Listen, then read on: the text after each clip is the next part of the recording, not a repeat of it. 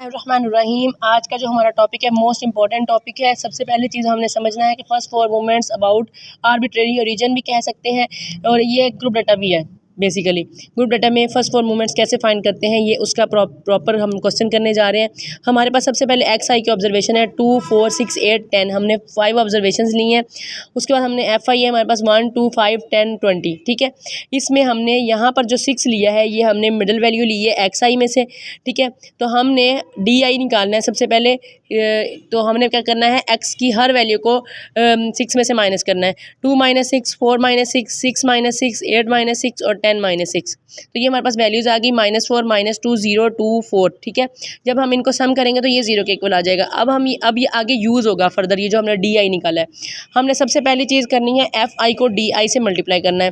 तो 4 - 4 1 ज़ा -4 -2 2 ज़ा 4 -4 5 0 ये -8 कहाँ से आया। सबसे पहली चीज़ तो अब ये आपको बताने की है कि इन दोनों को ऐड करके हम यहाँ -8 प्लग करेंगे। इस चीज़ को आपने हाईलाइट कर लेना है। ठीक है, ये 500 ये 0 कोड नहीं करेंगे इसको। ठीक है, अब हमने नेक्स्ट क्या करना है, 10 2 ज़ा 20, 20 को 4 से मल्टीप्लाई करेंगे तो 80 आ जाएगा। हमने 20 और 80 को ऐड करना है, उसको फिर माइनस करना है 8 में से। तो 20 और 80 100 ये यहाँ कोड करना है, और जो 92 है ये 100 में से 8 माइनस किया तो ये हमारे पास 92 आ गया। ठीक है, ये कॉन्सेप्ट आपने अपना साथ के साथ क्लियर रखना है।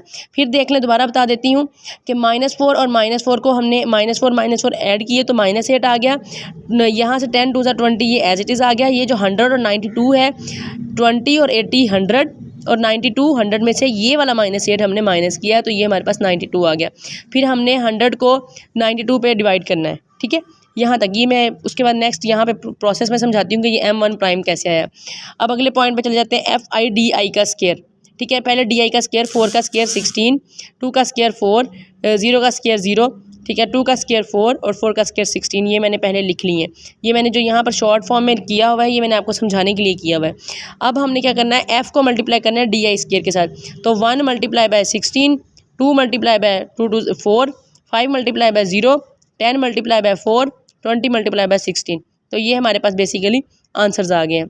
ठीक है, यहाँ पर कोई नेगेटिव वैल्यू नहीं है इसलिए हमने ये वाला मेथड यूज़ नहीं किया। जहाँ नेगेटिव वैल्यूज़ होंगी ऊपर वहाँ हम यही वाला मेथड यूज़ करेंगे। ठीक है, तो फिर हमने इन सबको ऐड किया तो हमारे पास एफ आई डी आई का स्क्वायर का सम जो आया वो आया 384।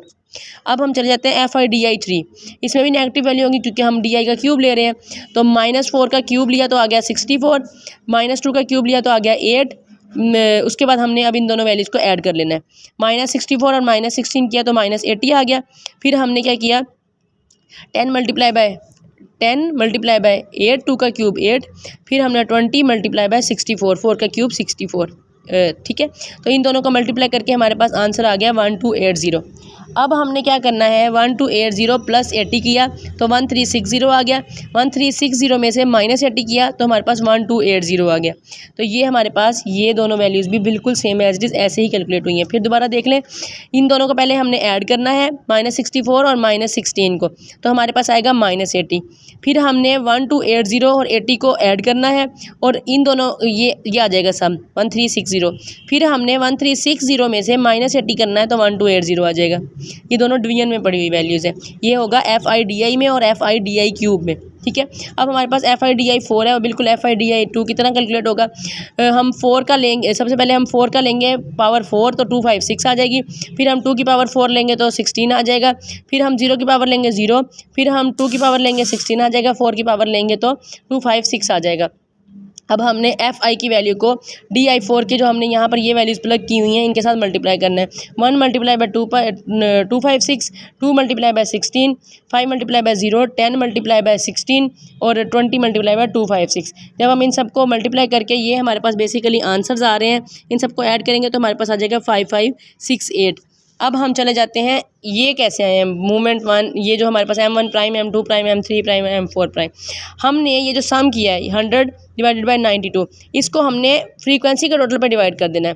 100 / 92 किया तो ये आंसर आ गया। इसको 138 पे डिवाइड किया तो 0.02 आ गया M1 प्राइम। M2 प्राइम में भी सेम ऐसे ही करना है। 384 हमारे पास ये सम आया, इसको डिवाइड कर दिया 38 पे, तो ये आ गया हमारे पास। उसके बाद M3 प्राइम हमारे पास आ गया 1360 डिवाइडेड बाई 1280। इसको हमने पहले डिवाइड करना है आपस में, फिर इसको 38 पे डिवाइड करना है, तो ये हमारे पास आंसर आ गया 0.02।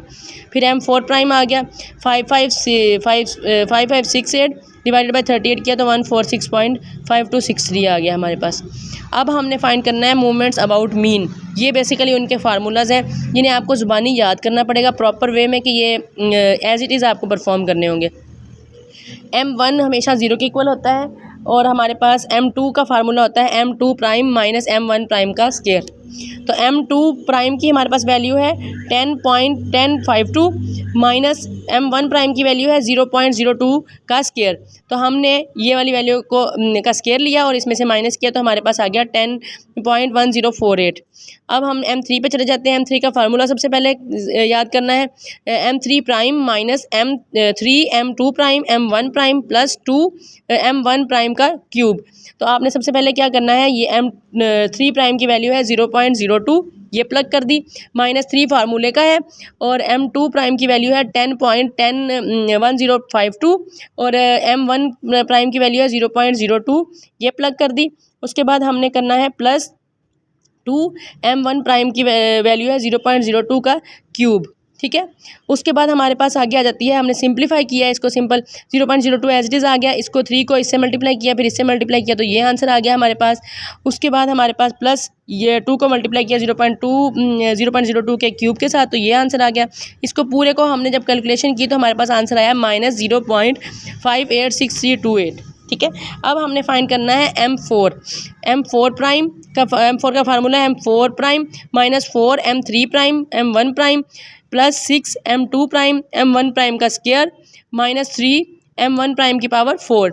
अब हमने क्या करना है, M4 प्राइम की वैल्यू हमारे पास है 146.5263, ये प्लग कर दी, -4 फार्मूले का है, 0.02 है M3 की वैल्यू, ये मौजूद है, और उसके बाद M1 की वैल्यू हमारे पास 0.02, ये सेम है, ये दोनों प्लग कर दी, +6 फार्मूले का है। M2 प्राइम की वैल्यू हमारे पास है 10.1052, ये प्लग कर दी।